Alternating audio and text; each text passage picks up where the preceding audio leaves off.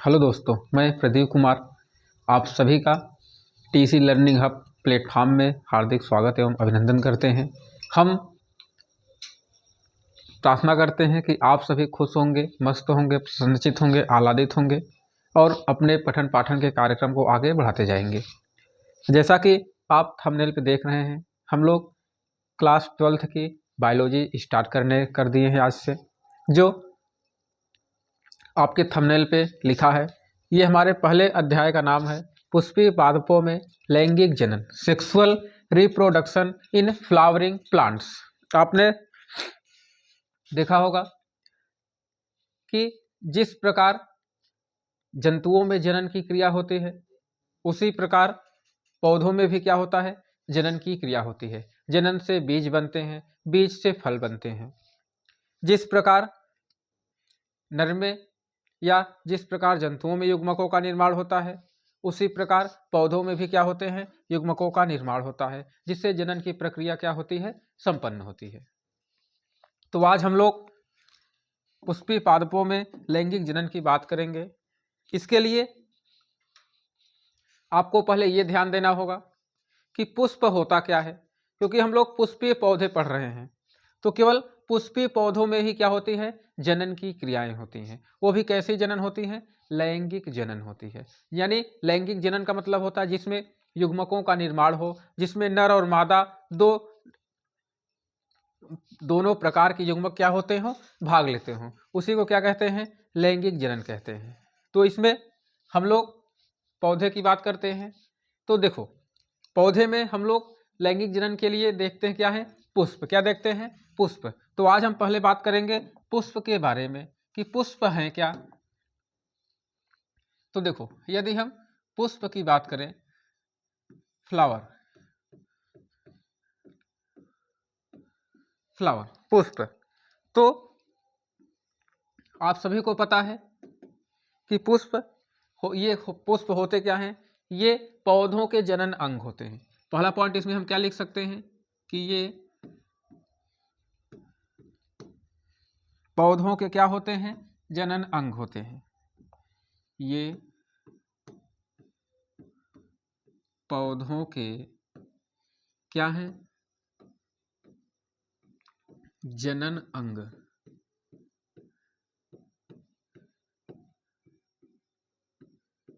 ये पौधों के क्या होते हैं, जनन अंग होते हैं। दूसरी बात, पुष्प होते क्या हैं, रूपांतरित प्ररोह पुष्प कहलाता है। आपने देखा होगा कि हमें बहुत सारे लोग परिभाषा पूछते हैं कि पुष्प होता क्या है, पुष्प किसे कहते हैं। तो यदि आपसे कोई पूछे पुष्प क्या होता है, पुष्प कहते किसे हैं, तो आप उसे कहिए कि रूपांतरित प्ररोह क्या कहलाता है, पुष्प कहलाता है। Modified shoot is known as flower. रूपांतरित प्ररोह क्या कहलाता है, पुष्प कहलाता है। रूपांतरित प्ररोह पुष्प कहलाता है।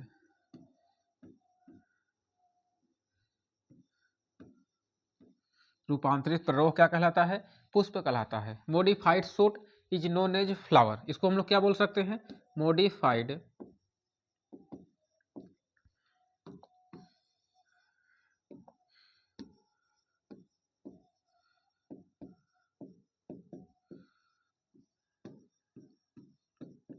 modified shoot is known as flower।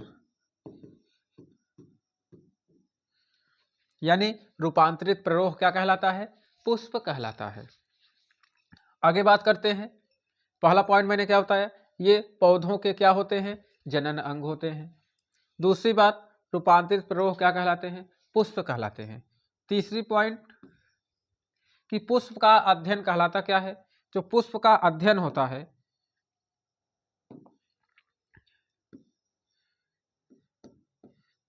पुष्प का अध्ययन, study of flower, study of flower. पुष्प का अध्ययन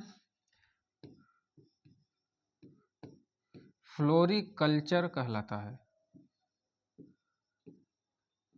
फ्लोरिकल्चर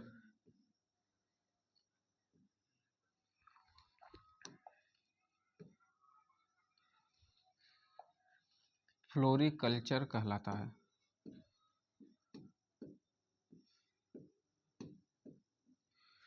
पुष्प का अध्ययन क्या कहलाता है? फ्लोरिकल्चर कहलाता है। Study of flower is known as floriculture. फिर आगे बात करते हैं पौधे के जो पुष्प होते हैं या फिर जो पुष्पीय पौधे होते हैं या जो पुष्प होते हैं, इसमें दो प्रकार के अंग होते हैं, एक जनन अंग होते हैं, एक सहायक अंग होते हैं। अब हम आगे बात करते हैं कि एक क्या होता है हमारा जनन अंग होता है, एक सहायक अंग होता है। यानी जो हमारा पुष्प होता है इसको हम दो भागों में बांटते हैं।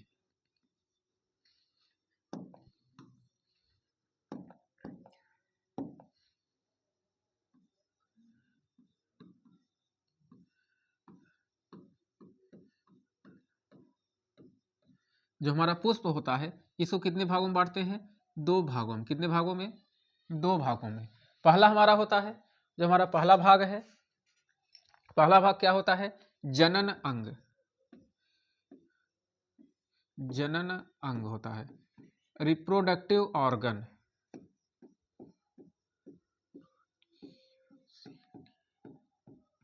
रिप्रोडक्टिव ऑर्गन, जनन अंग। दूसरा क्या होता है? सहायक अंग। दूसरा क्या होता है? सहायक अंग, एसेसरी ऑर्गन।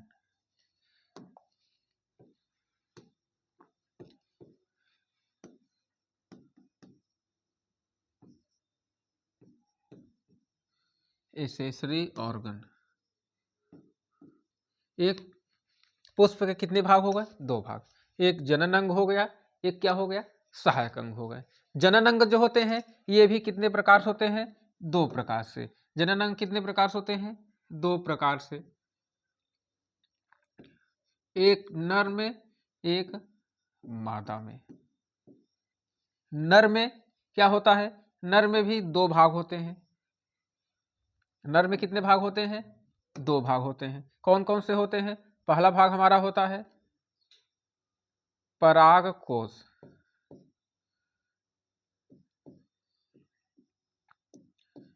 परागकोश। दूसरा भाग हमारा होता है पुतंतु। एक परागकोश होता है, दूसरा होता है पुतंतु। पुतंतु इसको बोलते हैं एंथर, इसको बोलते हैं फिलामेंट।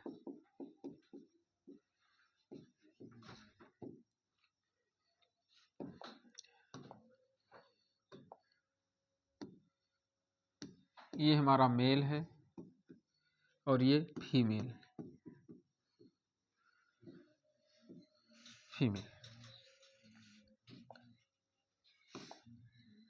अब ध्यान दीजिएगा, नर में कितने भाग हो गए? दो भाग, परागकोश और पुतंत हो गए। अब मादा में कितने भाग होते हैं? मादा में हमारे तीन भाग होते हैं। कितने भाग होते हैं? तीन भाग। पहला होता है वर्तिकाग्र। पहला कौन सा भाग है? वर्तिकाग्र है, जिसे क्या कहते हैं? स्टिग्मा। क्या होता है मेरा? स्टिग्मा। दूसरा है वर्तिका। दूसरा क्या है? वर्तिका है। स्टाइल। स्टाइल। तीसरा हमारा क्या होता है? अंडाशय। अंडाशय, जिसे क्या कहते हैं? ओवरी। ओवरी। तो ध्यान दीजिएगा, ये किसके जननांग हो गए? नर के जननांग हो गए। नर के जननांग में कौन कौन से भाग अंग होते हैं? एक परागकोश होता है, एक पुतंतु होता है। परागकोश को हम लोग एंथर कहते हैं, पुतंतु को फिलामेंट बोलते हैं। दूसरा मादा का भाग करें, मादा की भाग की बात करें तो मादा के भाग में तीन भागों से मिलकर एक मादा का निर्माण होता है। पहला भाग होता है वर्तिकाग्र, जिसे हम लोग स्टिग्मा कहते हैं। दूसरा भाग होता है वर्तिका, जिसे हम लोग स्टाइल कहते हैं। तीसरा भाग होता है अंडाशय, जिसे हम लोग ओवरी बोलते हैं। अब बात करते हैं सहायक अंगों की। किसकी बात करते हैं? सहायक अंगों की। तो सहायक अंग कितने होते हैं? ध्यान दीजिएगा, सहायक अंग होते हैं, सहायक अंग में पहला हमारा होता है बाह्य दल पुंज। बाह्य दल पुंज पहला क्या होता है? बाह्य दल पुंज, कैलिक्स। कैलिक्स। दूसरा होता है दल पुंज। दूसरा क्या है? दल पुंज, जिसे कोरोला बोलते हैं। तीसरा होता है पुष्पासन। तीसरा क्या होता है? पुष्पासन, थैलेमस। थैलेमस। अगला होता है हमारा वृंत। क्या होता है? वृंत। पेशियोल। क्या होता है? पेशियोल। ध्यान दीजिएगा, ये हमारा क्या था? पुष्प था। पुष्प के कितने भाग होते हैं? दो भाग। एक जनन अंग होता है, एक सहायक अंग होता है। जनन अंग में भी दो भाग होते हैं, नर के जनन अंग अलग होते हैं और मादा के जनन अंग अलग होते हैं। नर के जनन अंग में क्या होगा? परागकोश और पुतंतु होगा। मादा के जनन अंग में क्या होगा? वर्तिकाग्र, वर्तिका और अंडाशय होंगे। इसके बाद आगे हमारा आता है सहायक अंग। सहायक अंग में क्या होते हैं? बाह्य दल पुंज होते हैं, और क्या होता है? दलपुंज। फिर क्या होते हैं? पुष्पासन होते हैं, और फिर क्या होता है? वृंत होता है। ये क्या हो गए? हमारे एक पुष्प के भाग हो गए। ये पुष्प में संपूर्ण चक्र है। कुल पुष्प में आप ध्यान देंगे तो 4 चक्र होते हैं। पुष्प में कुल कितने चक्र होते हैं? 4। पुष्प की 4 अवस्थाएं होती हैं। पुष्प के 4 चक्र होते हैं, जिसमें ये चारों चक्र पाए जाते हैं। उन्हें पूर्ण पुष्प कहा जाता है। संपूर्ण पुष्प उन्हीं को कहा जाता है जिसमें ये चारों चक्र पाए जाते हैं। ये चारों चक्र कौन कौन से होते हैं, आगे हम आपको डायग्राम के माध्यम से दिखाएंगे। ठीक, तो चलते हैं आगे।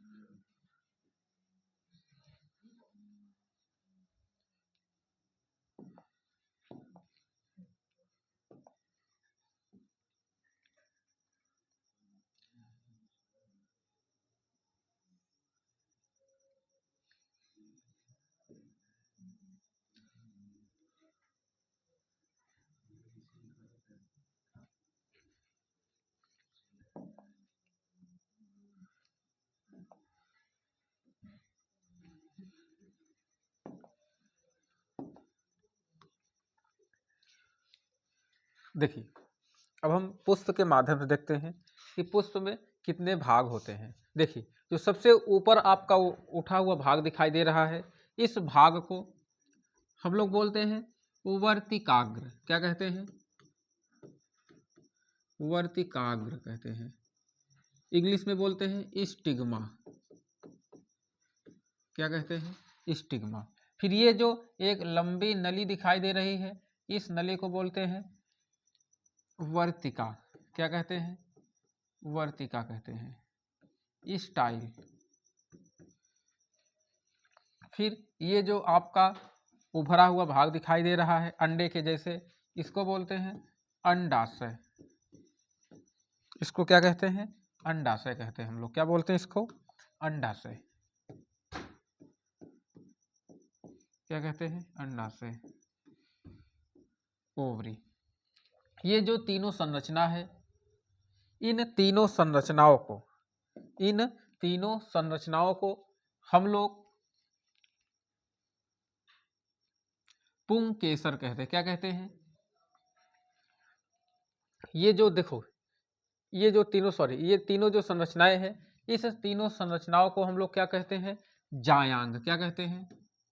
जायांग बोलते हैं। क्या बोलते हैं? जायांग। गाइनोसियम।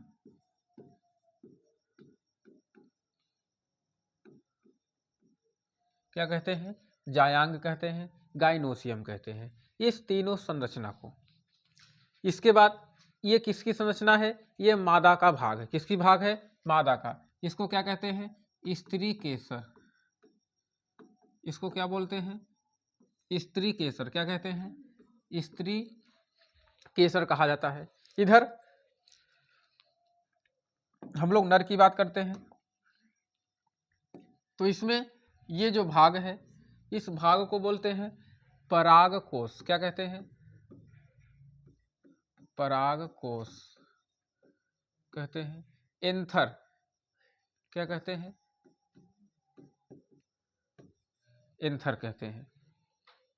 फिर दूसरा वाला, ये वाला जो भाग है, इसको बोलते हैं पूतंतु। पूतंतु।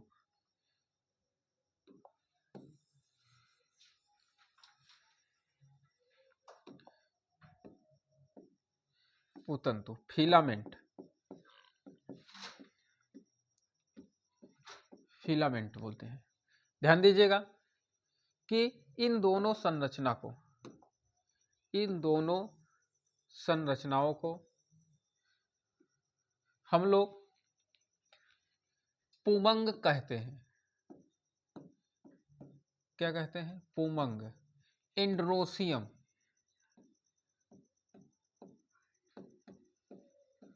एंड्रोसियम कहते हैं। ध्यान दीजिएगा, देखो, जब ये संरचना केवल एक होती है, यदि कि ये संरचना केवल एक है, तो इस संरचना को हम लोग पुंकेसर कहते हैं। अगर ये संरचनाएं समूह में हो जाते हैं तो क्या कहलाते हैं? एंड्रोसियम। यानी जब नर का भाग अकेले होता है तो पुंकेसर कहलाता है, और जब ये समूह में व्यवस्थित होते हैं तो इसे पुमंग या क्या कहते हैं? एंड्रोसियम कहते हैं। यानी पुंकेसरों का समूह ही क्या कहलाता है? पुमंग कहलाता है। ये हो गए हमारे नर के जननांग, ये हो गए मादा के जननांग। अब हम बात करते हैं कि सहायक अंगों की। तो ये जो आपको हरा भाग दिखाई दे रहा है, इसको हम बोलते हैं बाह्य दल पुंज। बाह्य दल पुंज होता है कैलिक्स। कैलिक्स, ये जो भाग आपको दिखाई दे रही है, इस भाग को बोलते हैं दल पुंज। दल पुंज कोरोला, क्या कहा जाता है? कोरोला कहा जाता है। ये जो भाग दिखाई दे रहा है, इस भाग को बोलते हैं पुष्पासन। पुष्पासन, थैलेमस।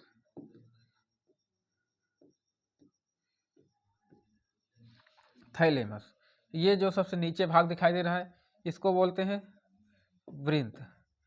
पेशियोल, पेशियोल, वृंत। आपने देखा होगा इसका बहुत बड़ा महत्व है पेशियोल, जिसे लोग पकड़ के देते भी हैं। तो ये हमारे क्या हो गए? एक पुष्प हो गया। क्या हो गया? पुष्प। और ये इसके क्या हो गए? पुष्प के भाग हो गए। उधर आपने देखा कि ये वर्तिकाग्र है, ये वर्तिका है, ये अंडाशय है।